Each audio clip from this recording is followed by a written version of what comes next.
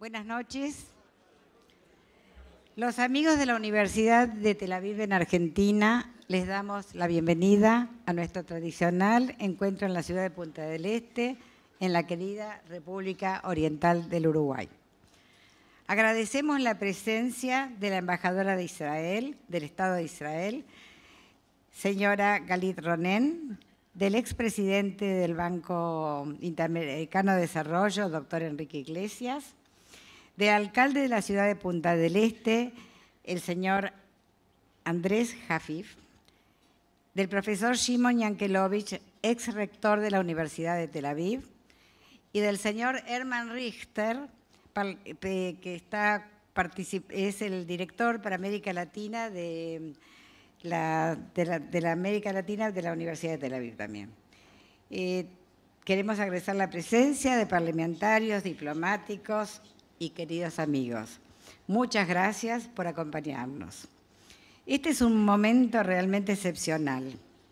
La presencia de dos presidentes de diferentes partidos políticos demuestra el respeto por los valores democráticos y la convivencia. En este maravilloso país, yo creo que Uruguay es la perla de Latinoamérica, realmente.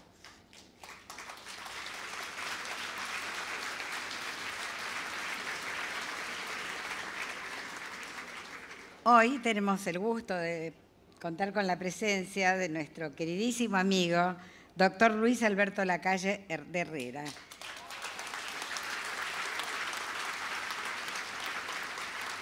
El presidente Lacalle nos ha acompañado durante años en nuestras actividades y aceptó inmediatamente, mostrando lo caballero y lo demócrata que es, de participar en este encuentro. Así que te agradezco muchísimo, es un honor para nosotros. Tenemos una orden tuya. Una orden, solamente con él, porque ni con mis hijos puedo dar órdenes. Tenemos el gran honor hoy de contar con la presencia del presidente Julio María Sanguinetti.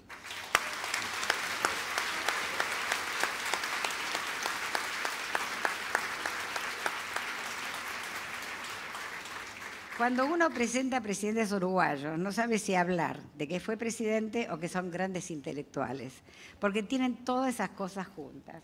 El doctor Sanguinetti es un gran intelectual y es autor de muchísimos libros y nos ha brindado en este año el libro llamado Trinchera de Occidente, que tiene que ver con la independencia del Estado de Israel, los 70 años del Estado de Israel. Realmente, como una persona que representa una institución israelí, le agradezco muchísimo por su dedicación a este tema. Y tendremos, la verdad, va a ser el tema de este día. Tenemos a un reconocido, querido, para mí el mejor periodista de Buenos Aires, señor Joaquín Morales Solá.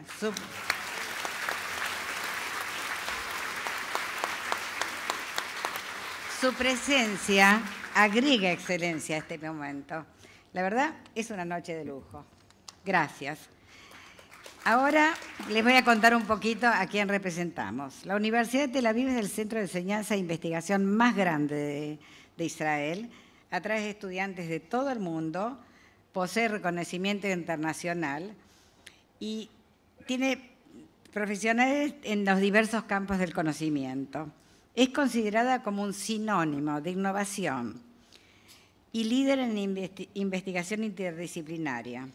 Lo más importante es que la misión de una universidad es brindar educación superior de primer nivel con valores y responsabilidad social y con igualdad de oportunidades para todos los sectores de la población. Luego, gracias chicos. Queremos agradecer especialmente en esta velada a Cookie y Sergio Groskov y a la empresa Fendi Chateau. Sergio y Cookie son amigos de muchos años y les agradecemos de corazón el recibimiento, la generosidad y son aparte amigos de la obra de la Universidad de Tel Aviv. Gracias de vuelta por ayudarnos a concretar esta magnífica actividad. Queridos amigos, les agradecemos a todos ustedes su presencia y los invitamos a los que gusten a sumarse a nuestra asociación. Invito al señor Joaquín Morales Solá a dar comienzo a esta noche.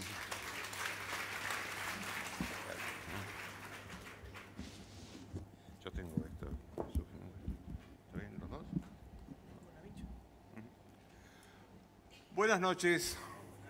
En primer lugar, tengo que agradecer a los amigos de la Universidad de Tel Aviv y en especial a mi amiga Poli estar acá esta noche con ustedes en primer lugar y con dos personas por las que siento una admiración intelectual por su trayectoria también y afecto personal desde hace mucho tiempo. Me refiero, y los voy a nombrar por estricto orden de aparición en la vida y en la presidencia para que después no tengan ningún reproche. Me refiero a Julio María Sanguinetti, presidente de Uruguay desde 1985 a 1990 y después en el segundo mandato de 1995 al 2000. Y Luis Alberto Lacalle, presidente de Uruguay desde 1990 a 1995. Fíjense ustedes que acá tenemos gran parte o una parte importante de la historia reciente de la democracia uruguaya. Ellos han liderado 15 años de los 33 años que tiene la democracia uruguaya.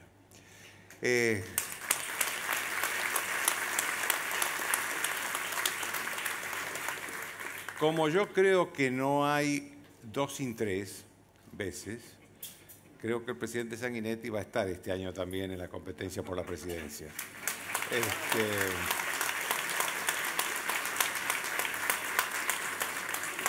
El presidente Lacalle ha elegido otra forma, que es ser el patriarca de una saga de presidentes. Parece que el próximo presidente podría ser un hijo de él.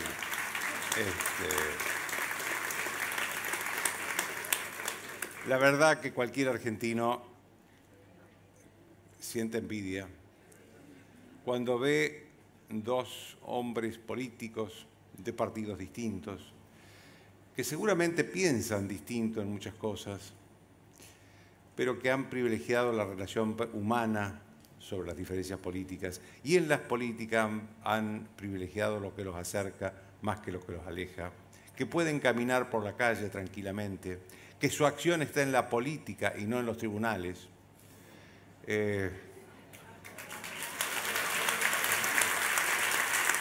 ¿Cómo no sentir como argentino envidia de una situación así? No quiero olvidarme de un tercer amigo que tengo en esta sala, no acá, pero sí en la primera fila, Enrique Iglesias. Enrique Iglesias... A ver, un momento. Los argentinos nunca le vamos a poder agradecer todo lo que Enrique Iglesias hizo por la Argentina cuando la Argentina estaba sumergida en la peor de sus crisis. El año 2001, 2002, 2003, él era presidente del Banco Interamericano de Desarrollo y me consta que ayudó de mil formas, más que cualquier argentino, a que el país saliera adelante. Por eso digo que no vamos a poder agradecerle nunca. Estoy parando los aplausos porque quiero pedir por eso y porque creo que agradecer es de buenas personas. Quiero pedir un aplauso muy especial por Enrique Iglesias, de uruguayos y argentinos que están esta noche acá.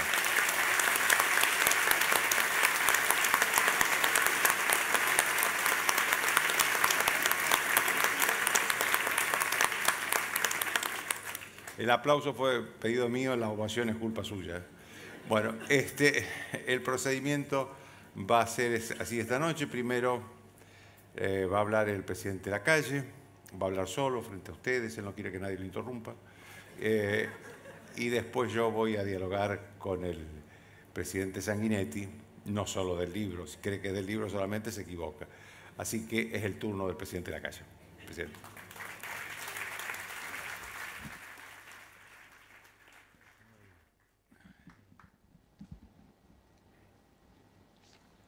Antes que nada, gracias a las autoridades de la Universidad de Tel Aviv y a Poli, que no sé qué grado de autoridad tiene acá, para nosotros es la máxima autoridad de la Universidad de Tel Aviv. Así que muchas gracias, Poli, por tu generosidad.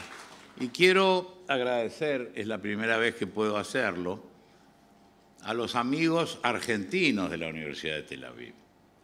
Porque si la Universidad de Tel Aviv cometió el grave error de darme un honoris causa, un acto de generosidad intelectual sobre todo, fue porque los amigos argentinos de la Universidad de Tel Aviv lo propusieron. Así que muchas gracias de nuevo.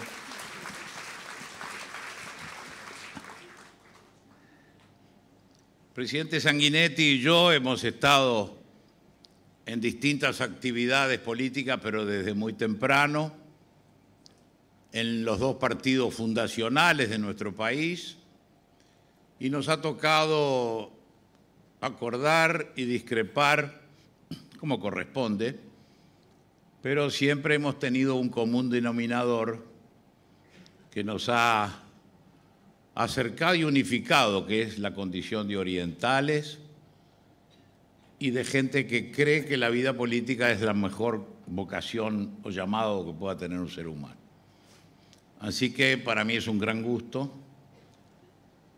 estar hoy con Julio María, que me hizo de pan de sándwich, porque fue Sanguinetti, la calle Sanguinetti, y yo quedé en el medio, pero encantado de haberlo estado. Me hubiera gustado hacer un Super Mac con otro pan, pero bueno, la gente no estuvo de acuerdo. Quiero, voy a mirar el reloj porque me dijeron que no me hiciera mucho. Quiero decirles que el tomo que el doctor Sanguinetti ha presentado recientemente y que va a ser parte de la conversación con el doctor Morales Solá, tiene un título del cual me voy a aprovechar en parte. Él dice, Israel, la trinchera de Occidente. Y yo voy a aprovechar porque pocas veces se reconoce que Israel es la raíz de Occidente. No es una trinchera que avanza y defiende o ataca, que lo es, sino es raíz de la que venimos en lo que es el pensamiento judeo-cristiano y la civilización judeo-cristiana dentro de la cual estamos insertos. De Israel proviene la primera decisión que transforma la humanidad, que es el monoteísmo. Y no la transforma solamente para quienes somos creyentes, sino que implica un ordenamiento hasta intelectual, porque si es Dios tiene que ser uno solo. Y podíamos abundar en esta afirmación. Pero sobre todo, porque es de raíz judía, judeo, greco, romano, cristiana será después, el concepto del libre albedrío. ¿Qué es lo que distingue al occidente? Nadie está al occidente de nadie ni al oriente de nadie porque el mundo es redondo, pero es un convencionalismo que a la altura del Mediterráneo oriental empieza occidente, ¿no es cierto? Y llega ahora hasta los Estados Unidos. Apenas cruzamos el Pacífico, ya estamos en el extremo oriente y ahí seguimos en esa circunferencia. Pero el libre albedrío es la base del pensamiento político occidental. Y es una novedad, si se me permite la palabra, en el mundo asiático, donde no solamente había varios dioses, sino que se cultivaba mucho el determinismo y la reencarnación, la vida como un círculo inescapable, dentro del cual, en la India sobre todo, si uno estaba ubicado en una parte social, socioeconómica, la rueda daba vueltas y uno volvía o a reencarnarse o estaba predeterminado a que le pasara algo. El concepto del libre albedrío, que es el de la libertad, es tremendamente revolucionario e innovador. Yo soy o puedo ser el artífice de mi propio destino. Yo puedo romper con las previsiones. Yo puedo generar mi propia vida. Y por supuesto, quienes somos creyentes, sabemos que ahí comenzó un gran debate. Pero quienes creemos en el sentido que el libre albedrío se incorporó a la humanidad, es que nadie puede decir yo estoy predeterminado. Y hasta la propia divinidad sabe cuál va a ser el resultado, pero va a ser al impulso de mi voluntad. Después, por supuesto, la claridad griega, el ejercicio de la razón y la juridicidad de Roma le dieron estructura a este que es el origen de nuestro pensamiento político. El cristianismo agrega el amor y la solidaridad. Ese paquete, diríamos hoy, de ideas que forma un continuo, forma una totalidad, forma un universo, es lo que llamamos Occidente. Para nuestra generación, para la mía, volver a repetir Occidente, claro, uno se acuerda de la Guerra Fría. Y entonces el término que se usaba para distinguirnos del Imperio Soviético y las naciones que estaban en esa línea era Occidente. Pero en aquel momento la línea tenía practicidad política. Hoy creo que frente a las turbulencias del mundo, frente al avance de las culturas no judeocristianas, al avance de la filosofía que reina en la China, de las filosofías en la India, que son respetadas y respetables, nuestra diferencia es la libertad y el concepto de que el hombre es dueño de su propio destino. Esto le da al ser humano la máxima de las jerarquías y lo convierte en verdadero protagonista. Es el cambio más importante de la historia de la humanidad a nuestro juicio. La valoración ética que viene acompañando el pensamiento judío desde siempre, desde los capítulos primeros de la Torá, tiene en un profeta que a mí me gusta citar, que es el profeta Gilel, una manifestación muy gráfica y muy inteligente. Desafiado el profeta Gilel a que sintetizara la Torá con un pie solo apoyado en tierra, dijo: no hagas a los demás lo que no quieras que te hagan a ti, lo demás es interpretación. Poco tiempo después, Jesús de Nazaret iba a decir los principales mandamientos. El primero lo saben muchos de ustedes, empieza Shema Israel y describe nuestro deber de reconocer al Todopoderoso, y después ama al prójimo como a ti mismo. Ese concepto religioso, filosófico, cultural, político, es lo que distingue a Occidente, y nuestra raíz está en las costas del Mediterráneo. Por eso la ciudad de Jerusalén tiene para nosotros una capitalidad que va más allá de lo político para convertirse en el símbolo de la ciudad en lo alto de la colina, como dice la Escritura. Ese entramado filosófico y ético dentro del cristianismo tiene un empuje muy interesante desde el punto de vista político, que es la figura de Calvino. Dentro del pensamiento cristiano está el pensamiento más dogmático, diríamos, de la Iglesia, y la irrupción de este hombre, de cuya nacimiento se cumplieron 500 años el año pasado, es muy importante porque la traducción de la Biblia al vernáculo, a los idiomas de cada país, especialmente el alemán en este caso, abre la puerta a la siguiente afirmación de Calvino, que es la libre interpretación. Y de la libre interpretación de un libro sagrado deriva la libertad política. Por eso es el avance que tienen los países protestantes en el sentido de abrir las puertas a la libertad política, que termina siendo plasmada en los Estados Unidos cuando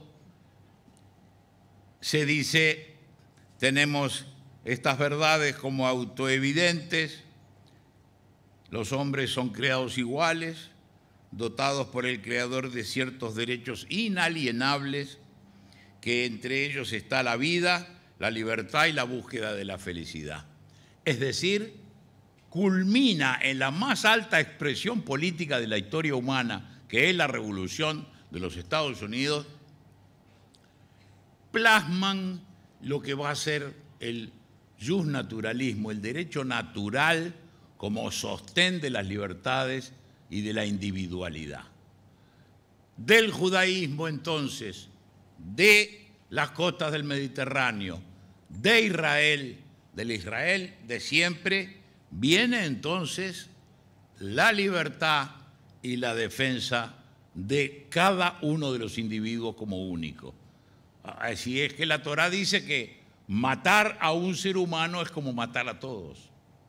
Es decir, el valor y la creencia de que cada uno de nosotros es conocido por la mente de Dios desde el principio de los tiempos y que somos únicos e irrepetibles, que no hay otro igual que yo, que tú, que tú, que tú, que todos nosotros y todos los que nacieron y los que nacerán.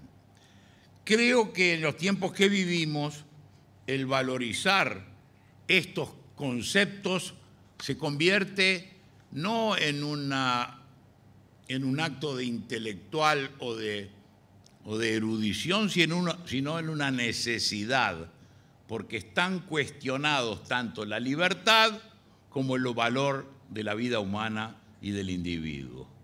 Entonces, en tiempos de tormenta, en tiempos de dificultad, volver a las raíces y volver a Israel, raíz y trinchera de Occidente.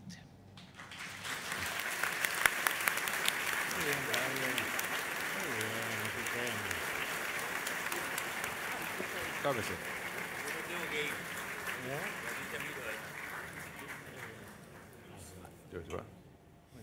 Chao.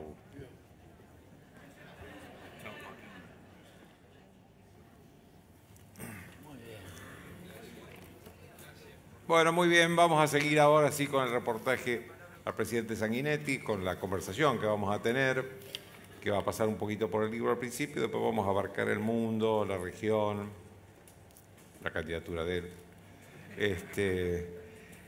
él. Presidente, a ver, su libro es una sólida defensa del Estado de Israel. Lo que yo me pregunto es si 70 años después todavía Israel necesita que se explique su existencia, que se defienda su existencia.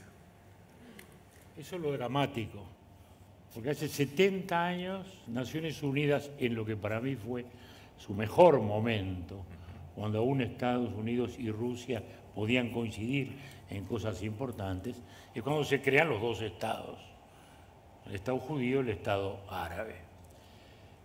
70 años después, desgraciadamente, seguimos luchando por ver cómo tenemos dos estados. Y fue, en aquel momento, el dogmatismo, la intransigencia, desgraciadamente, los estados árabes, lo que le impidieron a la población palestina de origen árabe, no solo musulmán, el tener su propio estado. De haber nacido entonces, de haber acatado aquella resolución de Naciones Unidas, cuánto dolor nos habríamos ahorrado, cuánta sangre nos habríamos ahorrado. Pero desgraciadamente, aún hoy tenemos que luchar, pero ya ahora en una dimensión muy distinta, porque en aquel momento podía mirarse la cuestión como se miró, y ese es uno de los objetivos de este libro, y de esta recolección que hice de artículos de más de medio siglo de batalla, porque para mí esto fue una batalla, entonces es una de las causas por las cuales he estado batallando toda la vida, ¿no? Porque nací ahí adentro de este tema. Don Luis Valleverres fue el adalid político de la causa de Israel, yo me formé detrás de él, de modo que para mí fue consustancial. ¿Así se inició su amor por Israel? Bueno, digamos, el conocimiento, como lo pongo ahí en el prólogo, lo tuve en casa directamente porque en aquellos años vivíamos en la calle Juan Polié, en un gran caserón, vivían mis abuelos, vivían mis papás, vivían mis tías, mi tía Aida ya con un hijo, Sarabia, mi tía Elba, mi tía Maruja, mi tía Taspa, y mi abuelo le alquilaba la casa a un señor Jaiman, ¿no? Entonces nos traía el planásimo cada día de la semana pascual, y ahí fue mi primer contacto con la cultura judía, ¿no? Pero luego fue desde que nací la vida política y periodística. Yo empecé a los 17 años con don Luis y bueno, y pertenecía a una generación de la cual hoy le mostraba una foto a mis hijos, ¿no? Del año 60. Lo que es el periodismo, ¿no? Hoy tuve dos emociones. Una cuando abro Clarín hoy y veo la foto, estaban homenajeando los 50 años de Noble, de Ricardo Noble. Y veo la foto y era Ricardo Noble con Francisco Llano al lado. Francisco Llano fue mi maestro de periodismo, que fue del equipo fundacional de Clarín, después vino a dar en las tantas recaladas de las volteretas de la vida política argentina aquí y fue mi maestro. O sea, y entonces la otra foto que les estaba mostrando es una foto del año 60. Yo tenía 24 años, ¿no? Imagínense, 60. Don Luis acababa de salir de la presidencia hacía 2 años. Entonces yo hice unas notas sobre Costa Rica, sobre Checoslovaquia, la OEA, anduve por diversos lados. Entonces don Luis, el director, fíjate lo que eran los directores de la época, ¿no? Y más alguien que era un presidente. Entonces hace una comida en homenaje a este chico de 24 años que había escrito unas notas. Y en la foto estamos todos, está Michelini, está Flores Mora, está Jorge Valle, está Hierro Gambardella, está Jorge Vila, está toda la época de lo que en aquel momento llamaron los jóvenes turcos. Y que fueron, digamos, una playa de juventud que siguió detrás de Luis Valle. Que él venía como adalid del tema de Israel ya desde muchos años, ¿no?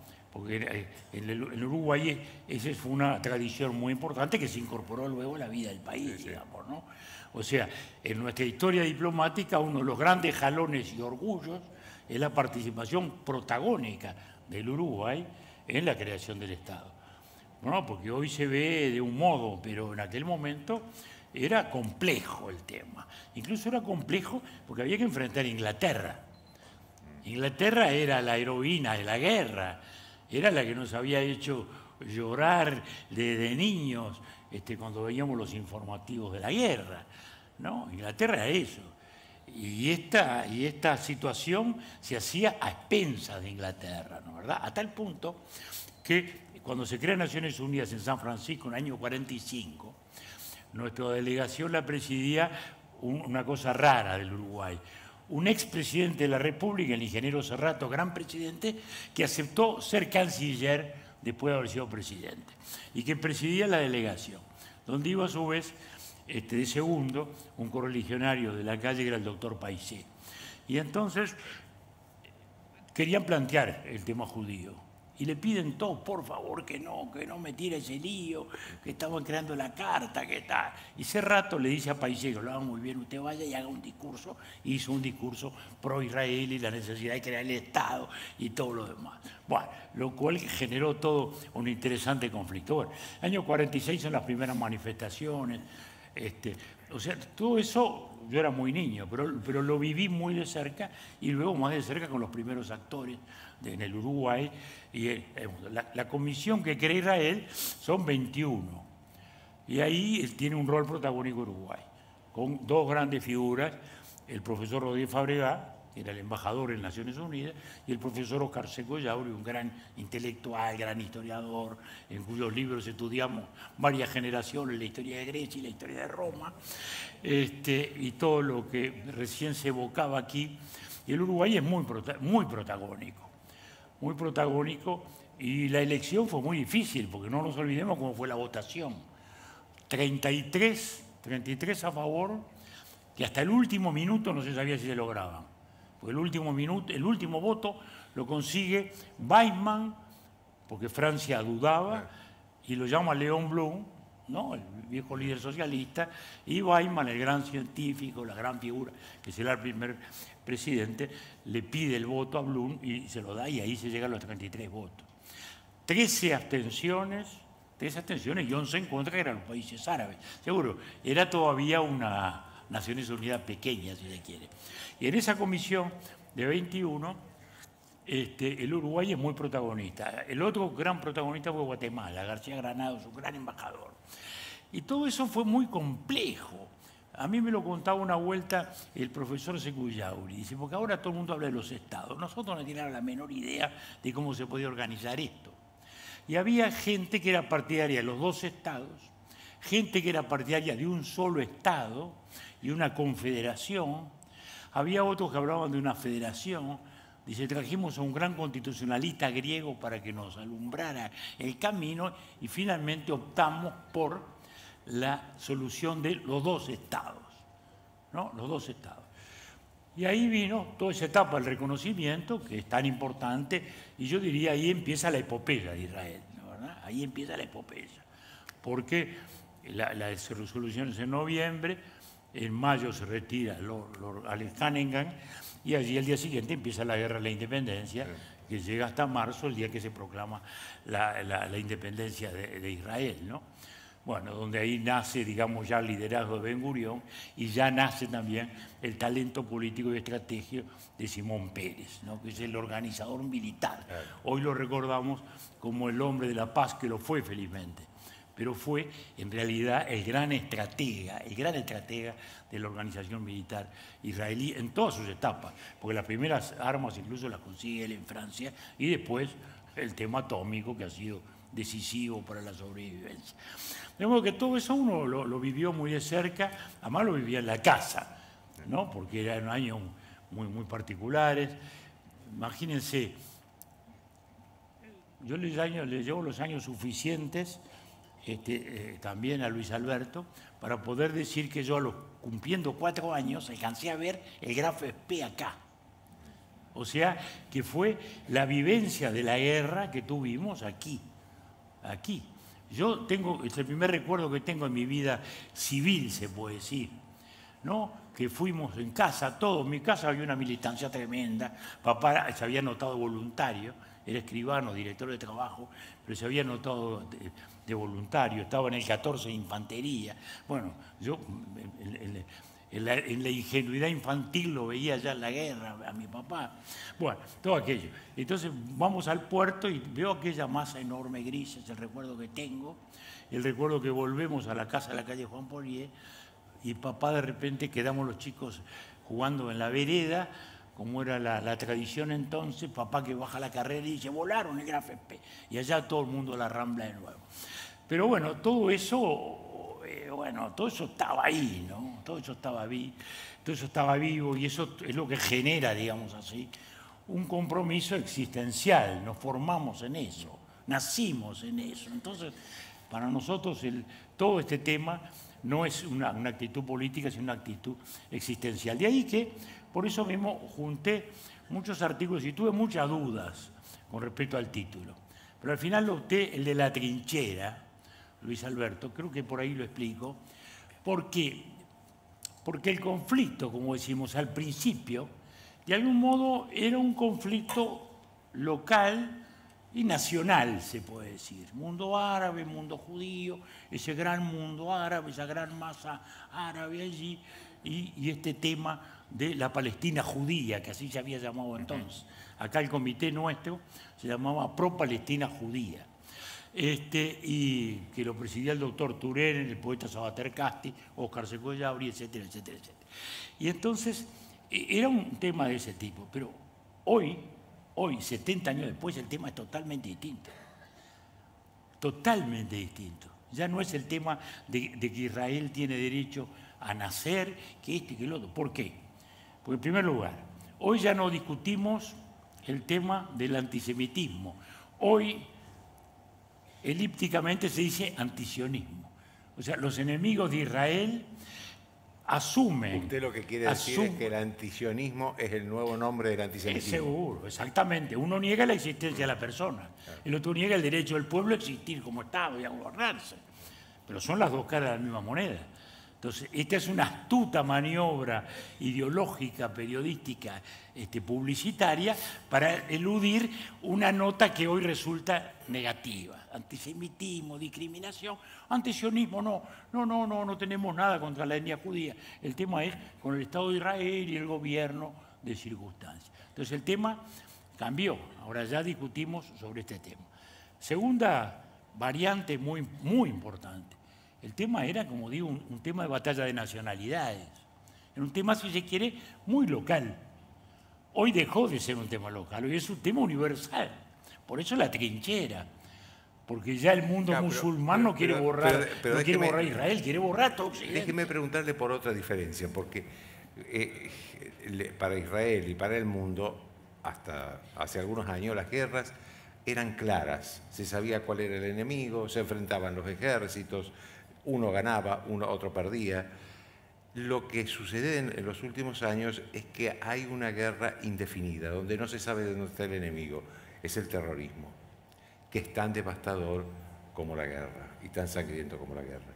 Ahora, es más difícil de resolver esta última circunstancia que la anterior. La anterior eran dos ejércitos que se enfrentaban. ¿Cómo se resuelve esto si es que tiene solución? Bueno, pero el tema es distinto en varios aspectos. Porque al principio, como decimos, era un tema de naciones. Claro. Hoy es un tema de civilizaciones. Claro. ¿No? Porque estamos a 4 años de los atentados en París, del Charlie Hebdo, por ejemplo, ¿no? Que fue para expresar un símbolo de donde incluso está la mayor frontera del combate en Europa. Es decir, que el tema hoy ya no es un debate local, es un debate universal, lo cual cambia completamente las cosas. Y además, también cambió, con la perspectiva de los 70 años, el debate religioso. Porque el debate antes era catolicismo, judaísmo, y eso cambió. Y ese ha sido un mérito que le reconozco a los últimos papas, que han cambiado claramente esa posición y han acercado, digamos, la Iglesia Católica al mundo judío, reconociendo su raíz allí, ¿no? ¿Verdad? Lo cual comienza con Juan Pablo II, se afirma con Benedicto XVI, que es el primero que visita una sinagoga, etcétera, etcétera. O sea que los papas han ayudado. Y ahí cambió. Ahora el conflicto es con el mundo musulmán. Entonces ya no es un tema que se planteaba entre lo que éramos los occidentales. Y la cuarta cosa, que también es muy importante, y es que antes todo esto, el antisemitismo, todo esto era de derecha. Ahora resulta que de izquierda. Claro. Lo cual también es un cambio muy sustantivo en las posiciones. Muy sustantivo. Porque hoy la posición, digamos, pro-palestina, curiosamente, y aún en Occidente, pro-defensora de un mundo árabe queriendo aplicar aún en Occidente la Sharia, o sea, la ley musulmana, como se discute en Francia, es la izquierda.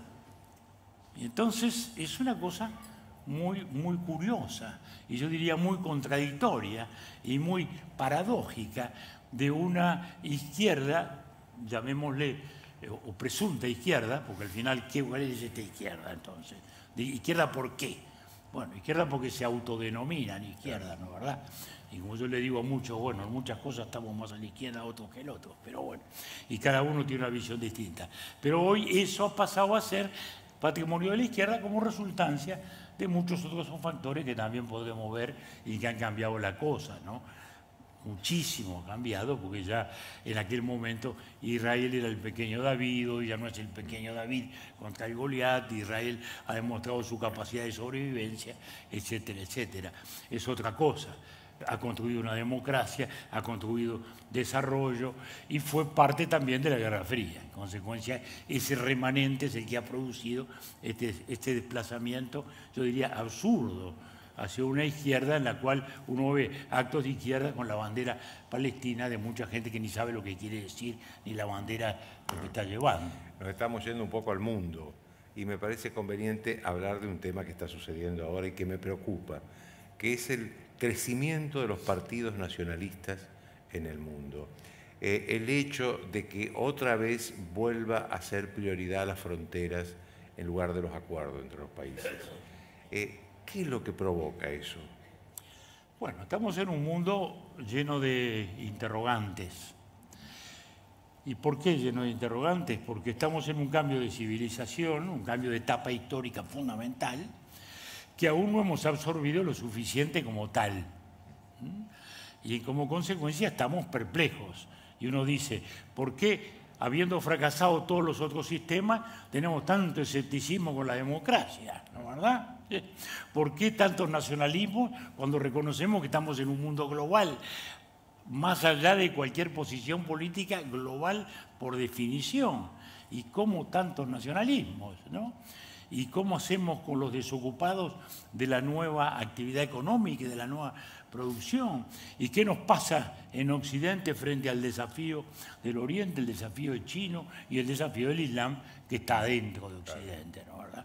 Y que ese es el más, digamos, el más acuciante. Entonces, ¿por qué pasan estas cosas? Bueno, pasan, a mi juicio, por muchos factores, ¿no? No se explica un cambio histórico por un solo factor. Primero, ha cambiado la generación de la riqueza. La riqueza fue la tierra, luego fue la industria, la riqueza hoy es el conocimiento. No es una casualidad que las 5 empresas de mayor cotización del mundo, sabemos quiénes son, Amazon, Apple, Google, Facebook y Microsoft, las 5. Ahí no hay la plusvalía de Marx, no hay la acumulación capitalista, son el resultado máximo de lo que es la creatividad y el ingenio. Quiere decir que cambió la fuente de la riqueza. Consecuencia, ya estamos en otro mundo. Como consecuencia de eso, ¿qué ocurre? Hay un fenomenal desplazamiento de gente parecido al que hubo cuando la Revolución Industrial, que fue la base luego de las revoluciones sociales, ¿no? Aquellas masas agrícolas que pasaban a la industria y tal. Y hoy hay masas de desplazados que ya no sé, que difícilmente se adaptan a este nuevo modo de producción y que en consecuencia son factores de escepticismo, factores de disconformidad, que es lo que está debajo de los Brexit y de todas estas actitudes. Entonces, seguro, frente a un mundo global y frente a un mundo incierto e inseguro, pues seguro, ¿qué tras de esto? Los miedos. Hemos vuelto a una estructura de miedo, ¿no?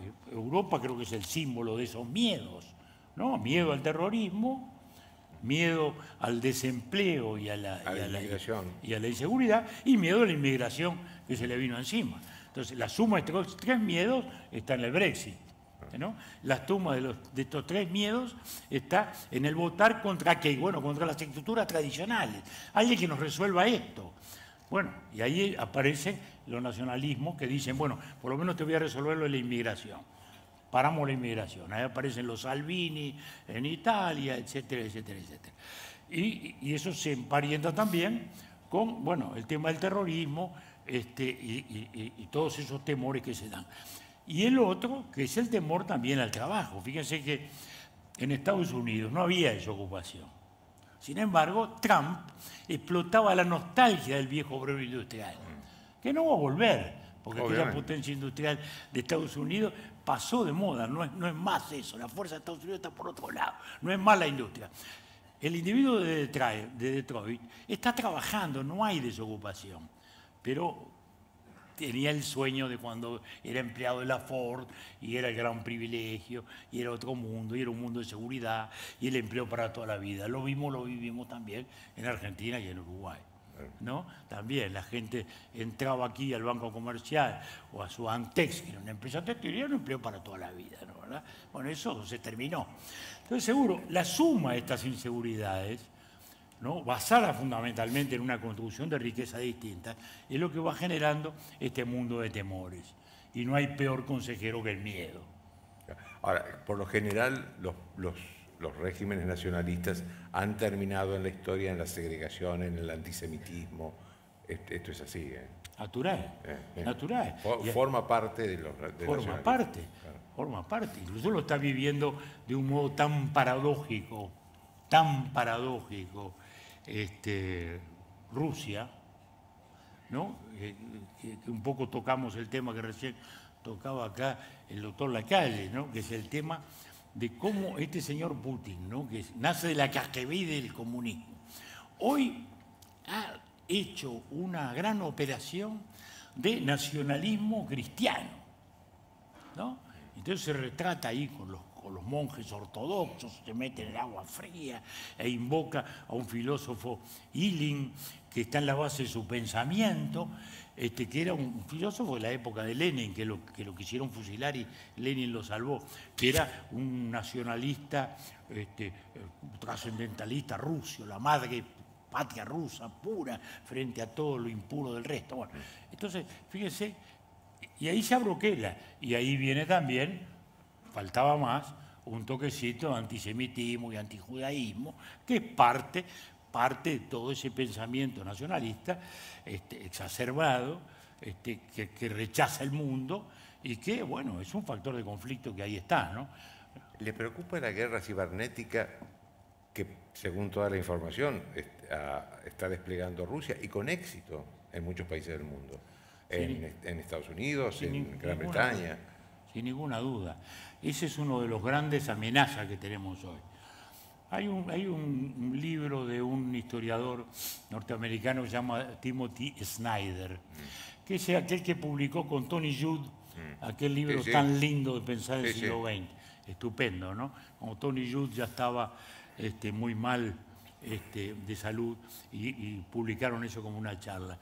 Y Timothy Snyder hace se llama En el camino hacia la no libertad.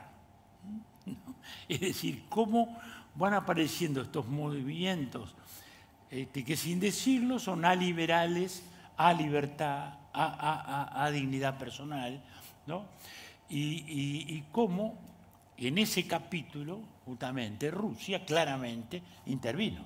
Claro. Intervino en la elección norteamericana, ha intervenido claramente en contra de la señora Merkel, y esto se ha demostrado. Y en Gran Bretaña. Se ha demostrado. Ahí anda Trump haciendo pinino para eludir el tema, pero que intercedieron, y que hoy está.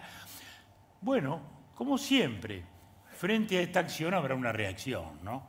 No soy fatalista, ¿no? Ahora, de todos modos, lo que yo noto es que hay una falta de liderazgo en el mundo, como la que hubo, digamos, si se la compara con la que hubo, por ejemplo, en los años 80. Está faltando desde Felipe González, Mitterrand, Kohl, Margaret Thatcher, Reagan o Clinton. Está faltando esa camada de dirigentes que le dieron una dirección al mundo. Eran líderes importantes, sin duda, pero además tenían una idea de un mundo que en aquel momento aparecía claro. La construcción europea, por ejemplo, era el gran sueño, el gran emblema, ¿no?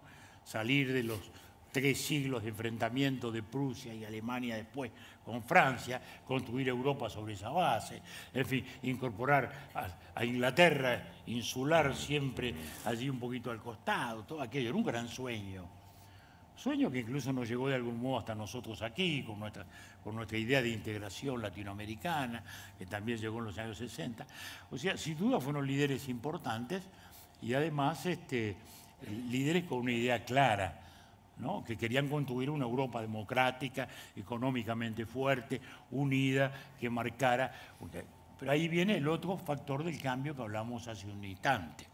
En el cambio histórico está el cambio en la riqueza, pero también está el cambio geopolítico, porque en 500 años, desde el Renacimiento, no hubo un cambio del peso geopolítico tan fuerte como el que hubo ahora, hacia el Oriente.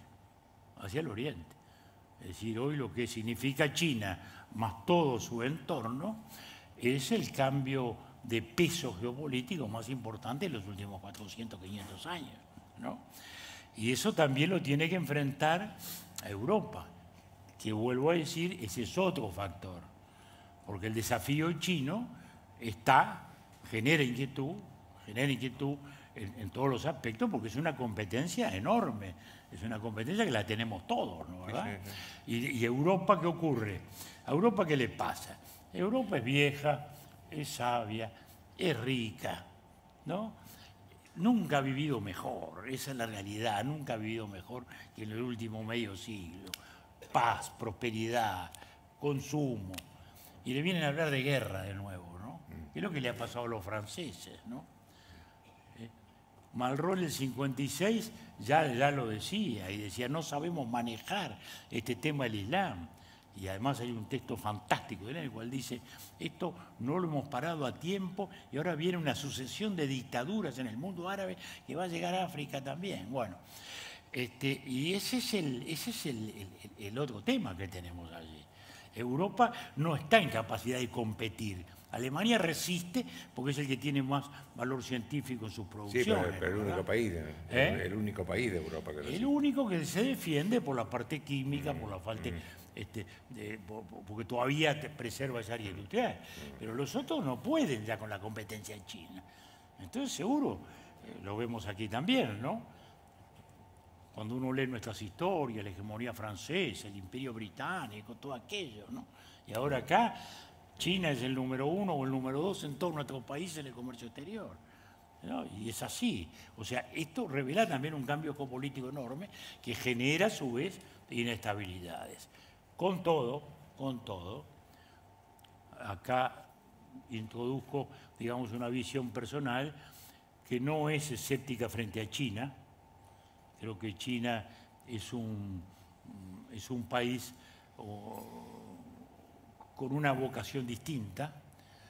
No es un imperio a la antigua que quiera o extender sus fronteras o extender su ideología. No es el imperio español que llegó a América y nos quería traer toda su cultura y nos trajo la cultura del cual somos hijos, claro. ¿Verdad? Es un imperio eminentemente comercial. En eso se parece más al imperio británico, digamos, ¿no? No pretende traernos acá la civilización china, su comercio, sin ninguna duda, ¿no?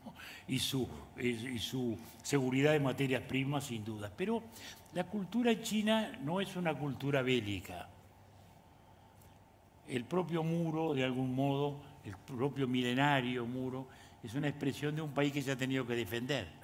China ha sido más agredido que agresor, ¿no? Históricamente. No, es la única civilización que no tiene dios de la guerra. Es un detalle no trivial, ¿eh? Todas las civilizaciones tenemos un dios de la guerra, los chinos no lo tienen. Y asumen su destino de otro modo, digamos, ¿no? De otro modo. Mire, le voy a hacer este cuento, que es interesante. Tuve el privilegio de conocer a Deng Xiaoping, un personaje fantástico, ¿no? ¿Verdad? El creador de la China moderna. El creador de la China moderna. Seguro, y el hombre que al final cambió el ritmo del mundo. Claro. Todos pensábamos que iba a ser Gorbachov. Claro. Y terminó siendo Deng. Bueno, era chiquitito así. No sé cuánto medía, pero muy chiquitito, muy chiquitito. Nos recibía en aquellos palacios del mundo comunista enormes, desangelados, como dicen los españoles, sin gracia ninguna, una salivadera adelante, porque allí es de buen gusto, una salivadera adelante y él ahí chiquito. Y entonces yo recuerdo que le hacía preguntas en castellano, se las traducían, como todo chino pensaba, fumaba todo el tiempo, tiraba así el humo, pensaba un rato y te descolgaba una frase. Y así seguía la cosa. Al rato salivaba, fumaba otro rato, y así pasaron las horas. Pero cada sentencia era inolvidable, todas y cada una. Me acuerdo que le pregunté de Gorbachov y me dijo, está perdido. Entonces le digo al traductor, ¿estás seguro que dijo está perdido? Sí, o ese está perdido o está muerto, pero es eso. Cuando me dijo está muerto, me dijo no, le puse menos. Pensé en el cuento de Borges, ¿no? Aquel que estaba el muerto, que estaba muerto y no se había enterado todavía. Y entonces le digo, ¿por qué? Bueno, dice, porque él cree, dice que se puede hacer la revolución política y la revolución económica a la vez. Acá vamos a hacer la revolución económica, primero.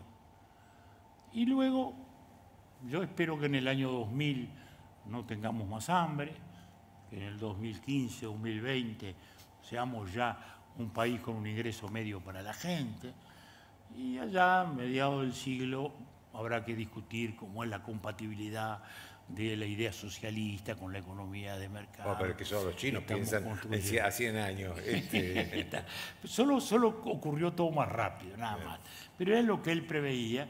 Y decía, esto no va a ser. O sea que, recuerdo, y él me dice, el error de Gorbachev es ese, porque él no se da cuenta que la reforma económica, que la reforma política, primero se come, y con una manita así, primero se come la reforma económica y después se come a sí misma. Acá va a ser todo distinto, todo distinto. Y recuerdo que por ahí le pregunté, digo, bueno, pero ¿cuál es el destino de China? ¿No? Una parte de la charla fue muy larga, ¿no? Muy bien. Y entonces me dijo, mire, China, para empezar, vive en una región. Tenemos de un lado un país militarista, que es Japón. Hoy no tiene ejército, pero no importa, es una sociedad militar.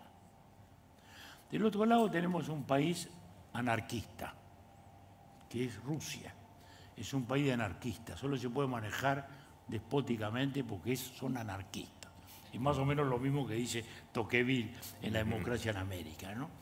Cuando hablaba premonitoriamente de lo que iban a hacer Rusia y Estados Unidos como focos, ¿no? Y Tocqueville decía, uno tiene como instrumento la libertad y el otro tiene como instrumento la tiranía, ¿no? Muy bien. Entonces, Eden me dice, y estos va así. Entonces, en el medio de eso, nosotros tenemos que ser el equilibrio. Y ahí me hizo el desarrollo que hacen siempre los chinos, sobre que su filosofía es la armonía. La armonía. Y creo que eso de algún modo define las cosas, ¿no? Es decir, China no está queriendo imponernos su civilización, bueno, está queriendo crecer, lograr eso que decía Deng, tener una enorme fuerza comercial y una enorme fuerza industrial, y lo está logrando, y va a ser un factor de estabilidad. Bueno, ya lo está haciendo. Fíjense que hoy es el campeón mundial del libre comercio, ¿no? China, la China que se sigue diciendo comunista todavía, ¿no? Y son los campeones mundiales del libre comercio. Y hoy tenemos el brote proteccionista en nuestra fila, digamos, ¿no? En Estados Unidos. Has tocado varias veces América Latina y le quería hacer una pregunta. Hubo un cambio ideológico en América Latina, evidentemente, en los últimos tiempos, acentuado con el triunfo de Jair Bolsonaro en Brasil. ¿Usted lo ve definitivo este cambio ideológico o lo ve condicionado a circunstancias? No, yo creo que es lo que hablábamos hace un rato. Es un mundo inseguro, que también nos llegó a nosotros la inseguridad, por diversas vías. El terrorismo tocó a la Argentina, al Uruguay menos felizmente, pero todos sabemos muy bien que los prejuicios y el antisemitismo flota ahora a raíz de todas estas cosas, y los temores, como hablamos recién. Ha habido un gran auge de la inseguridad muy vinculado al fenómeno del narcotráfico en toda América Latina. Entonces, ¿qué ocurre? Que a veces ha faltado, o la gente lo ha sentido así, ha faltado eficacia frente al fenómeno de la inseguridad, ha faltado eficacia frente a las situaciones económicas, que desgraciadamente han sido tan inestables constantemente, aún en países tan importantes, ¿no? Bueno, Brasil, ¿no? Brasil. La cantidad de muertos que tuvo el año pasado es de una guerra civil. Entonces, todo eso ha generado, pero sobre todo yo diría, ese mundo de incertidumbre en el empleo, en el trabajo, la perspectiva, que genera esas reacciones.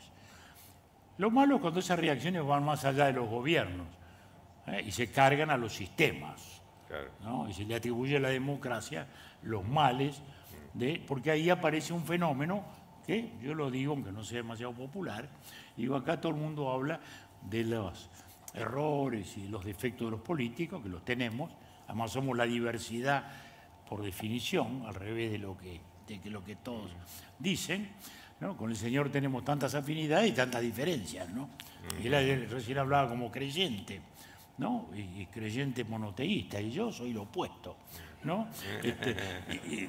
Sin embargo, comparto la misma visión de Occidente y hago una lectura laica del Viejo Testamento, que ahora después de repente, si tenemos tiempo, la hago. Y hago una lectura laica de ese tema, ¿no? ¿Verdad?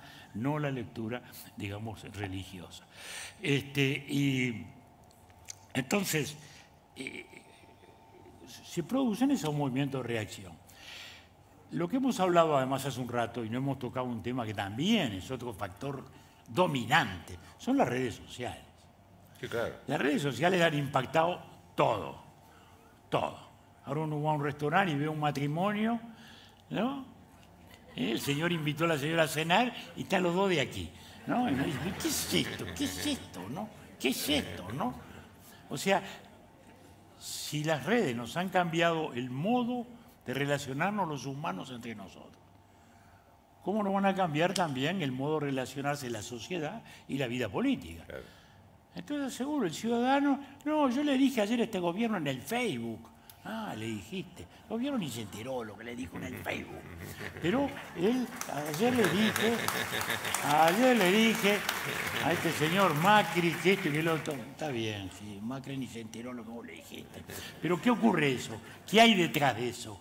Que el ciudadano se cree protagonista, se cree que está integrando un colectivo, que su representante no importa, como era antes, que decíamos, bueno, es el partido político, es el diputado, es el legislador, es el partido. No, ahora él se representa a sí mismo. Y ahí viene el debilitamiento del fenómeno de representación, que en algunos lugares ha tenido el ingrediente también espantoso de la corrupción, que no es el caso nuestro, pese a que hemos tenido algunas historias últimamente bastante negativas. Pero digo, no es un fenómeno endémico, quiero decir, ¿no? Endémicamente, el Uruguay es un país de política honesta. Esa es nuestra tradición. Focos, episodios, siempre y habrá, porque los humanos no somos perfectos. Pero, seguro, un fenómeno de corrupción en una sociedad efluente, inseguridad en el empleo, inseguridad en el trabajo, corrupción acá, inseguridad acá. Entonces, bueno, viene uno y dice, bueno, mire, yo esto lo resuelvo. Y bueno, sí, son lo que ocurren. Y ahí es donde se pone resistencia a las instituciones, que esa es la cosa más importante. Porque al final esto es defender las instituciones. Las instituciones. Yo no soy creyente, pero a mí no me gusta cuando las iglesias se derrumban, ¿no? O se debilitan, no me gustan, porque son organizaciones colectivas que difunden pensamiento, debate, canalizan sentimientos y posiciones distintas. Lo mismo pasa con los partidos, ¿no? Hoy los partidos de centro están muy debilitados, ¿no? Francia es la primera vez que va al balotaje y no están ni los gaullistas ni los socialistas, ¿no? Las dos grandes tradiciones históricas de Francia, ¿no? Entonces gana este muchacho Macron como una novedad ahí, episódica, un muchacho inteligente, muy agradable, está fantástico, frente a la Le Pen, que como era una expresión de una derecha profunda y muy negativa, gana, pero ustedes ven que hay un debilitamiento institucional muy grave. Y ese es el tema, que al final es el gran mensaje. Tenemos que defender las instituciones. Bueno, hablemos.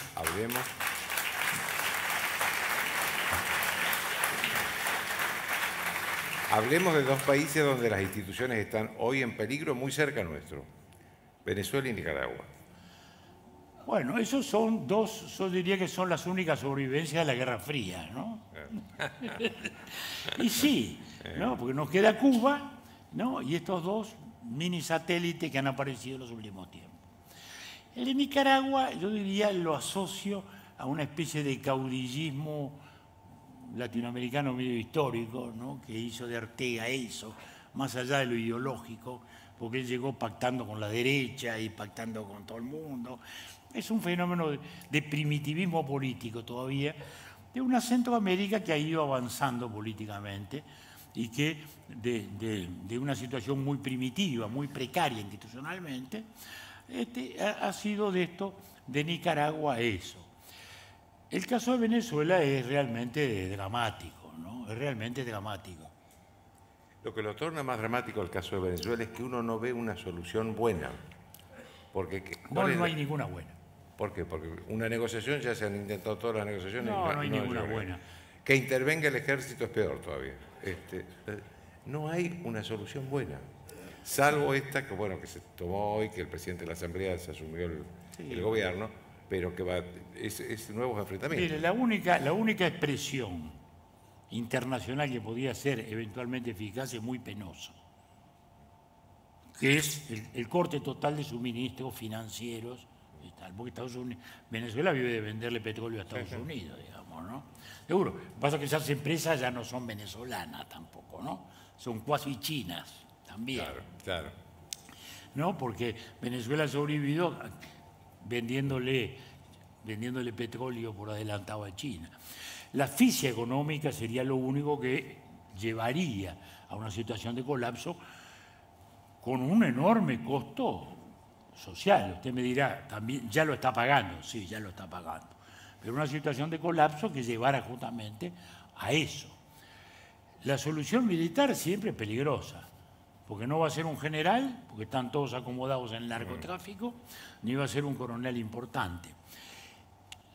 Si viene alguno, es un teniente coronel joven y ambicioso, como fue Chávez, que se carga todo. Claro. Y que después que llegue y se siente, y que diga, bueno, yo salvé la patria, muchachos. Tampoco ¿no? el presidente es bueno. Bueno, y entonces ese es el problema, ¿no? Son muy pocos los jóvenes militares que puedan subir. Por eso digo, son todas situaciones de altísimo riesgo. Yo no veo otra que la opresión económica, no veo otra. Porque una invasión militar es una catástrofe, que es lo que insinuó Trump hace un rato y sería espantoso. Pero no veo que haya otra, y eso naturalmente requiere un concierto, que es lo que nos está faltando en nuestro mundo. Usted hablaba, falta liderazgo. ¿Cuándo va a faltar liderazgo? ¿Con quién se entiende nuestro presidente de Estados Unidos? ¿Se entiende con Europa? Muy poquito. Ya vemos las cosas que pasan y cómo maneja las cosas.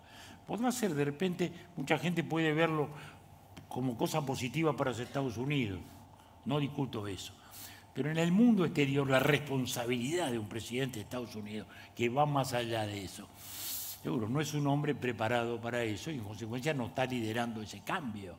Porque eso tendría que ser él, con el chino, el líder europeo, en este caso la Merkel, y bueno, y ver cómo organizan algo y cómo, por ejemplo, se puede presionar a Venezuela sin que no aparezca Putin por aquí o que no aparezca China por allá y realmente se le diga, bueno, señor, acá se terminó, acá no hay más plata, ni petróleo, ni más nada.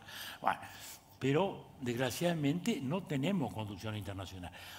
Tenemos nacionalismo que a su vez han debilitado la cosa más importante, que también fue una cosa de los grandes estadistas de los años 50, 60 que hablamos ahora, que es el multilateralismo, ¿no? Enrique, que es uno de los campeones del multilateralismo, hoy está derrumbado, ¿no? ¿Verdad? Entonces cada uno hace lo que quiere, ¿no? Entonces, de repente hay un éxito parcial, pero por la vía del miedo, por la vía de la amenaza. Este chico extravagante de Corea del Norte, por ejemplo, ¿no? Que bueno, sí, ahí las sanciones fueron eficaces. O sea, cuando Rusia le dijo, no compro más carbón, bueno, ahí estuvo. Cuando China, dijo, no compro más carbón, y ahí el hombre entró en vereda. Ahí tenemos un caso efectivo y eficaz de la acción económico internacional, pero con una China que, vuelvo a decir, mira al mundo. Y en Occidente nos está faltando esa mirada. Claro. Nos está mirando. ¿Dónde está el pensamiento francés? ¿Dónde está el pensamiento británico? ¿Dónde está el pensamiento alemán? La líder más fuerte es la señora Merkel, ya vemos cómo le está yendo. Sí, está muy débil. Antes la criticaban por dura y ahora la cuestionan por blanda porque ha sido blanda con los inmigrantes, digamos, ¿no? Entonces, todos esos temas se han transformado y ustedes lo ven en el desasosiego francés. ¿Qué son estos chalecos amarillos? ¿Qué son? Una expresión de desasosiego que expresa las cosas más psicológicas. Hay de todo ahí, de todo, ¿eh? Y la indignación no construye. Que también son expresiones más bien de la ultraderecha, ¿eh? Algunas sí, otras no. porque usted ve que ahí hay un sindicalista y uno, yo leía el otro día, oí algunos de estos que protestaban, uno decía, no, ¿y vos a qué se dedican? No, yo soy asesor financiero y cuando gano 10.000 euros por mes. ¿Y qué haces acá? No, pues estoy en contra del gobierno. Es una mezcla de cosas raras, producto de desasosiegos variados. Y ahí viene esa cosa de la indignación, ¿no? Entonces, como dice Lacan, sí, la indignación puede ser muy destructora, porque puede terminar con que el odio y el resentimiento se disfrazan de virtud. Claro. Y eso también está a veces está en estas cosas. Entonces, le dicen a Macron, ¿y Macron con quién habla? ¿Con quién habla? ¿Con cuál de los chalecos? ¿Con quién negocia? No hay conducción ahí, no hay conducción. No hay conducción. Entonces, pero estas son las expresiones justamente de un mundo occidental que está débil. Está falto de conducción, está falto de unidad, está falto de un rumbo, está falto de orientación. No está sabiendo absorber lo que hablábamos recién, los grandes cambios de una civilización que ha cambiado. Y entonces, eso es lo que por eso mismo, la trinchera, porque mucha gente a veces no entiende, y yo lo he escrito y lo he dicho de modo irritante, ¿no?, para que alguna gente reacciona, porque lo políticamente correcto hace que hay cosas que no se pueden tocar, ¿no? ¿Verdad? Por ejemplo, yo le digo, si Israel ha sobrevivido es por su ejército. Ay, se quedan mirándolo, ¿no? Y dice, no, sí. Israel es un extraordinario éxito democrático, una sociedad magnífica, extraordinaria en todos los aspectos. Pero si no hubiera tenido el ejército que tiene, lo habían barrido el mapa. ¿O no? ¿No? Entonces, sí. Entonces a uno le dicen que el otro, y a veces también, que también está acá en un artículo que escribí en La Nación hace mucho tiempo, le dije, todo el mundo supone que el ejército israelí, como nunca perdió, es invicto, y va a seguir así, nunca va a perder una batalla. Muy bien. Y yo digo, pensemos por un instante que el ejército israelí perdiera, no la guerra, pero sí una batalla, Jerusalén, lo que se quiera, una batalla importante. Yo pregunto, ¿qué pasa esa noche en París? Estamos en la segunda Bastilla, cuando avanza Saint-Denis sobre Champs-Élysées. ¿No? Es decir, ese es el tema. Por eso la trinchera de Occidente, porque es el reducto de esos valores que están en el origen, como dijo Luis Alberto, pero que también hoy están en el final.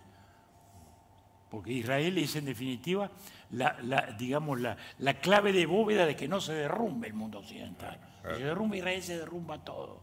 Y se derrumba Europa, ¿no? Y eso es nuestra civilización, que también fue muy trabajosa, porque también hay otra cosa, ¿no? A veces nos cuesta entender los procesos históricos de largo plazo, ¿no?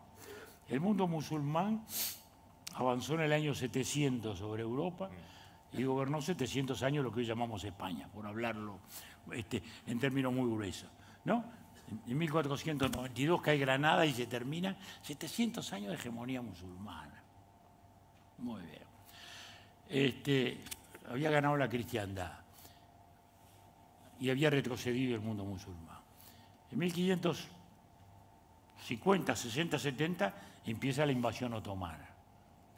En 1571, en Lepanto, ¿no?, las grandes fuerzas occidentales cristianas bajo el mando de don Juan de Austria, el hermano del rey Felipe II, con la fuerza vaticana, mis antepasados genoveses dirigidos por Andrea Doria, nada menos, los vaticanos, destruyen la tropa de Solimán el Malik, la fuerza de Solimán el Malik, fantástico, ganó la cristiandad.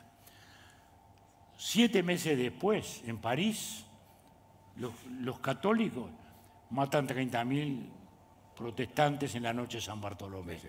O sea, también habíamos tenido allí, pagamos un pesado tributo a nuestro fanatismo, ¿no? ¿Verdad? Y esa es la gran conquista de lo que se ha llamado el fenómeno de la filosofía de la Ilustración, ¿no? ¿Verdad? Que fue justamente el de la convivencia y el de la tolerancia, el de que las creencias, que por definición son dogmáticas, porque la religión, por definición, es dogma, es creencia, es fe, no está en el territorio de la discusión racional, es otra cosa, es una dimensión distinta del espíritu y del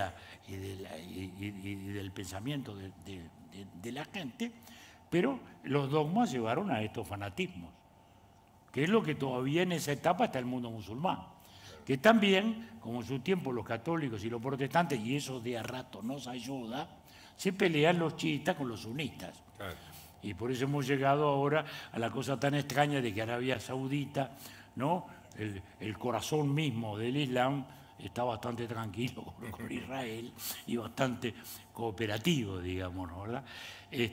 O sea que, entonces el tema es cómo logramos que esta cosa fantástica que logramos en Occidente, que tanto nos costó, y que después de los 200 años de las revoluciones políticas, que van desde la inglesa, francesa, norteamericana, hasta la caída del muro, ¿no? Y esa democracia que defendió frente al fascismo, frente al nazismo, frente al comunismo, luego hoy estamos viviendo esta situación tan compleja y de tanta debilidad. Y ahí entonces la reconquista de las instituciones. Y de ahí esos valores que están en juego en Israel y están en el mundo. Este ya no es un conflicto local. Recién ahora, digamos, el mundo cristiano ha asumido, cuando ve las persecuciones en el mundo musulmán de los cristianos, que están siendo perseguidos en todas partes, ¿no? ¿Verdad? Y cuando está toda esa inmigración musulmana adentro, recién advierten lo que puede significar eso adentro de la vida de los países europeos. Y recién se asume que esto no es un lío del Medio Oriente, y no es un lío de los palestinos, ni de la Franja de Gaza. Yo diría, esa es una anécdota dramática, pero en la macrovisión es nada más que una anécdota. Lo que está en juego es mucho más que eso, ¿no? Y es esos valores que decía él, que decía Luis Alberto, y que yo comparto también desde una visión laica, porque en el judaísmo está el principio de la igualdad, ¿no? El pacto de Dios con Abraham, ¿no? Que explicaba también Martín Buber, a quien aprendimos en el guiado a las clases de Carlos Benvenuto, ¿no? ¿Verdad? Cuando hablaba de la filosofía de la existencia. Y Martín Buber dice, Dios le dice a Abraham, marcha delante mío y sé digno. En una palabra, el hombre pasa a ser el responsable de su propia historia. Y pasa a ser un igual. Y tiene que marchar adelante de él, porque Dios le reconoce esa igualdad y es digno. Y ahí es el ingrediente primero de lo que luego se transforma en el cristianismo, a través de, Luis Alberto hablaba de solidaridad, yo le diría piedad, el concepto que incorpora fundamentalmente el cristianismo es la piedad. Así como los griegos y los romanos le incorporan los otros grandes factores. El griego, el pensamiento de la libertad, ¿no? El libre albedrío, la capacidad de pensar, lo que después define Kant, ¿no? Que es la ilustración, pensar con voz propia, pensar más allá de los dogmas. Y los romanos, que son los que nos dieron las normas para aprender a convivir, las leyes, las instituciones. Y eso al final de cuentas es lo que está en juego en todos nuestros países también. Entonces a mí, por encima de todo el tema son las instituciones, que es lo que tiene que resistir. Por eso que nos tenemos que enfrentar con Venezuela, por eso que tenemos que hacer esas cosas. Las instituciones son muy importantes. Mire, voy a decir una cosa que no es una picardía política, porque es de un amigo, pero es un concepto que discrepo, aunque parezca de política local. Mario Vargas Llosa dice el otro día, el Frente Amplio es un ejemplo para América. Bueno, realmente creo que no sabe o no tiene la dimensión que tenemos nosotros del gobierno del Frente Amplio. Y entonces, pero voy a esta explicación. Pero voy a la explicación que es lo que me importa. Lo que él está diciendo es relativamente válido en la medida en que compara lo que han sido los gobiernos de frente, con todos los defectos y cuestionamientos que le hacemos los dos presidentes que aquí estamos, lo compara con otros movimientos, digamos, que se han atropellado todas las instituciones, ¿no? Los Maduro, los Chávez, los tal y que cual, todo lo esto, ¿no? ¿Verdad? De los cuales medio Frente Amplio, por no decir todo, está a favor. Claro. ¿no? Entonces, ¿dónde está el ejemplo? Si estos días, el gobierno uruguayo ha estado conectando al gobierno de Venezuela. Yo diría que lo que sí es ejemplar, que eso es, que aún un partido que tiene en su seno gente demócrata, que no discuto que lo es, porque no discuto que el presidente Vázquez sea un demócrata, que lo es, pero tampoco es discutible que hay todos esos sectores que creen que Venezuela es una democracia, no son demócratas ellos. ¿Cuál es el ejemplo? El ejemplo es la fortaleza de las instituciones uruguayas. Ese es el punto. Ese es el punto. Eso sí es lo ejemplar. Eso sí es lo ejemplar. Eso sí es lo ejemplar. Y eso se lo tenemos que hacer llegar a nuestro amigo Mario para que calibre un poco sus entusiasmos, digamos, y entienda que lo que así es ejemplar, sí es eso. Esa cosa de la Constitución y de la ley que nos viene desde nuestra primera revolución, que nos viene del artiguismo y que nos viene de la historia entera, ¿no? Déjeme hacerle la última pregunta. Miren dónde terminé, ¿no? La última pregunta. Yo me acuerdo cuando usted lanzó la candidatura al segundo mandato, que lo ganó, dijo que lo que más le había costado era conseguir la autorización de su esposa para ser candidato. Entonces lo que le quiero preguntar es si ya cuenta, ya tiene el papel con la autorización encima para ser candidato ahora. Ahí está. Mire, doña Marta es un buen soldado y ha acompañado siempre, ¿no verdad? O sea que no, siempre ha acompañado, más allá de lo que pueda pensar como esposa.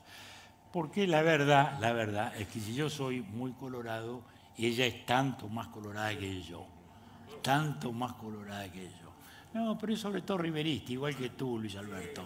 Que sos blanco, pero también riverista. ¿Eh? También riverista.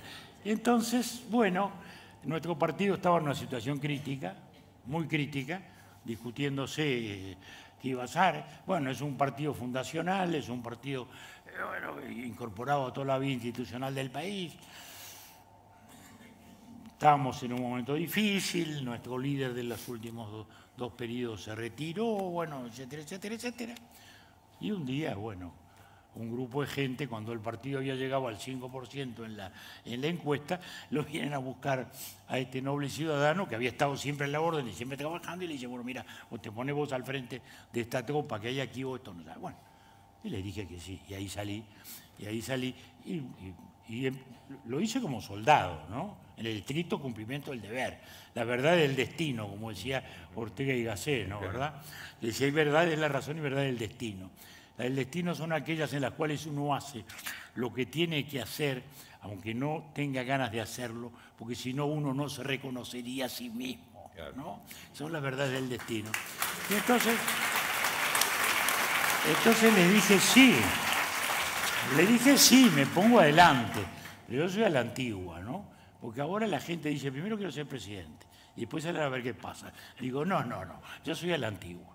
Vamos a salir a la calle, vamos a hablar con la gente, vamos a ver qué dice, y bueno, y después veremos a dónde es que llegamos, a dónde no llegamos. Bueno, por lo menos lo que le puedo decir es que lo que entonces hice en el estricto cumplimiento del deber, hoy me da mucha alegría y mucha satisfacción, porque después de todo uno se reencuentra con la gente, se reencuentra con la calle, el partido está revigorizado, vamos a ver hasta dónde llegamos, pero en todo caso estamos sí en la pelea. Y en la pelea por estas cosas, ¿qué es lo que nos mueve?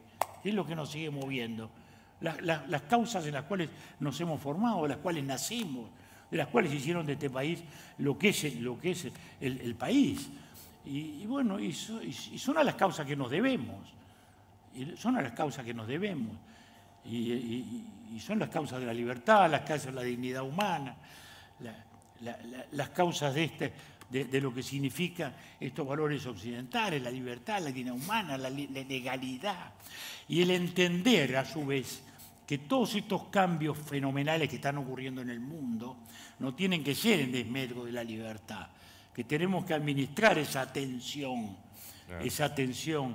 entre la red social y la defensa de la intimidad. Esa tensión que vivimos los periodistas... Entre la información cierta y la información falsa. La información cierta y la información válida, la tensión que vivimos los periodistas constantemente. en que la noticia es noticia, no es mercancía, simplemente a vender, ¿no? ¿Verdad? Y al final uno termina pensando de que todo termina en un gran debate ético. Ética del gobernante, ética del periodista, ética del comunicador social, ética del empresario, porque también detrás de un corrupto hay un corruptor, ¿no? Entonces sí, de un lado hay un político y de otro un empresario. Bueno, la ética de los empresarios, de todos los actores, un gran asunto ético, y ética de los ciudadanos, porque ese es el otro gran punto, ¿no? Siempre se habla de los políticos, esto, el otro, y después uno va a Perú y uno dice, Fujimori, sí, Fujimori, sí, ustedes lo votaron. Bueno, sí, en aquel momento, sí, lo religieron. Bueno, parece que nadie se hace cargo luego de la responsabilidad.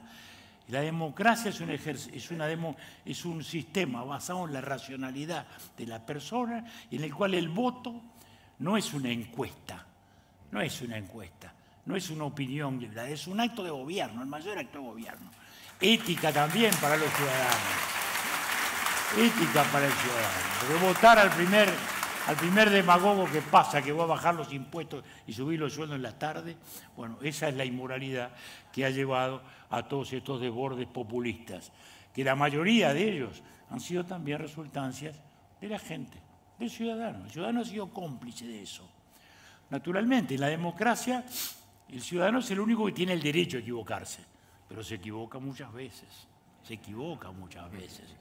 La democracia, ¿cuál es la esencia? De que uno puede reaccionar.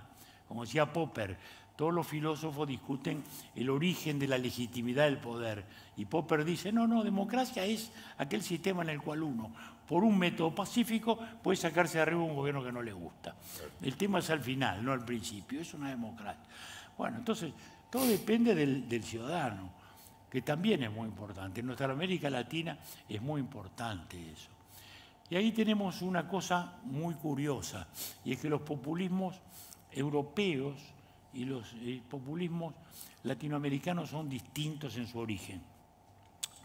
Los populismos europeos, el fascismo, el nazismo, el propio comunismo, han nacido de situaciones de tragedia, que han exacerbado rencores, odios, prejuicios, y llevaron a la tragedia que llevaron. Los populismos nuestros en general, empezando por el primero, que sabemos dónde estuvo, muy cerca nuestro, son hijos de la abundancia. Y ahí viene la trampa histórica, viene la abundancia, ¿no? Los años 50, sabemos cómo fue, en el Río de la Plata, fantástico. O los años 50 y 60 en Venezuela, claro, también. ¿No? Entonces viene el gobierno populista, reparte, baja el precio del petróleo, el precio de la carne, ¡bumba! Se cae el gobierno populista. Y tiene que venir el gobierno serio, armar las cuentas, a pagar las cuentas, hablar del orden, hablar fiscal, y los otros de la vereda enfrente diciendo, ¡ah, vieron! Ahora les dicen que no. ¿Se acuerdan cómo estábamos nosotros? Y repartíamos. Son en general hijos de la prosperidad y de la nostalgia de la prosperidad. Entonces son populismos, por eso mismo, peculiares, difíciles a veces de enfrentar y muy referidos, desgraciadamente, a la debilidad de nuestros desarrollos económicos. Porque los altibajos de Venezuela han sido el precio del petróleo. Los altibajos nuestros también, de algún modo, han sido los precios de las materias primas de las cuales hemos vivido, digamos, ¿no? ¿Verdad? Y algunos hemos podido resistir un poco mejor, por esa cultura institucional, pero no siempre, pero también hemos caído y hemos sabido caer, desgraciadamente, en algún momento. Pero luego, felizmente, nos hemos recuperado, como esperemos que también Europa se recupere y Europa pueda realmente volver a ser lo que fue, digamos, ¿no? Porque eso también, usted mencionaba hace un rato, a mí me tocó la suerte, Luis Alberto Emporte también, de ver aquella generación brutal, ¿no? ¿Verdad? Con Mitterrand y Chirac, que no se querían nada, se odiaban, pero eran de una jerarquía impresionante ambos, digamos, ¿no? ¿Verdad? Bueno, ni hablemos de Andreotti en Italia, ¿no? un fenómeno, digamos. Lo que fue los 14 años de Felipe González en España, digamos, ¿no? Y del rey Juan Carlos, digamos, ¿no? Como figura consular, o lo que fue la Thatcher en Inglaterra, ¿no? Que uno podía discutirle muchas cosas, pero que fue un fenómeno que cambió extraordinariamente cosas. Ni hablemos, Kohl hizo la unidad de Alemania, ¿no? Bueno, seguro, cuando uno mira hoy las cosas y ve las fragilidades que hay, dice, bueno, sí, es complicado. Por eso es que lo que importa es esa fuerza abstracta de las instituciones, que es lo que tenemos que cuidar todos quienes estamos desde esa perspectiva ética. Ética de todos, ética del que gobierna, ética del gobernado, ética del que tiene, ética del que no tiene, ética del que reclama y del que tiene que dar o no dar. Gracias, presidente. Un placer escucharlo, como siempre. Gracias, señor. Todo muy bien, Se lleva algunos votos de acá, ¿eh?